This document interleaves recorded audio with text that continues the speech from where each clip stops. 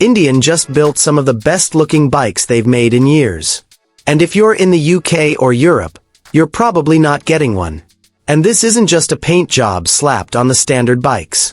Indian took 3 of their existing Grand American Tourers and gave them the kind of custom paint and trim treatment you'd normally have to pay a specialist builder for.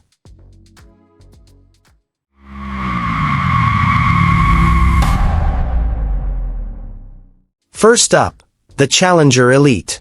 Inspired by a rider who set a land speed record over 100 years ago, with tritone paint, blacked-out finishes, a premium audio system, and Indian's biggest V-twin making 126 horsepower. And the Challenger Elite isn't even flying solo, there's 2 more. The Pursuit Elite gets the same engine upgrade and premium audio, wrapped in paint inspired by Indian's own heritage and military roots.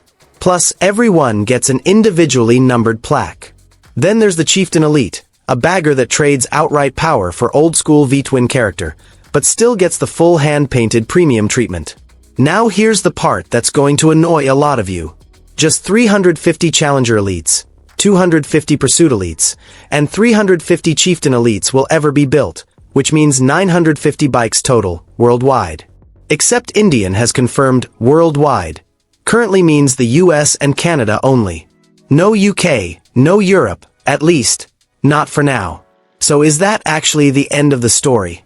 Not necessarily. Indian hasn't ruled out expanding availability later. They've just confirmed it's North America first for now. And given how much attention these bikes are already getting, there's a real argument that Indian would find plenty of buyers on this side of the Atlantic too, if they ever decided to bring them over. So that's the Indian Signature Series, 3 genuinely gorgeous factory customs. And for now, a US and Canada exclusive. Subscribe so you're first to know if Indian ever brings these to Europe.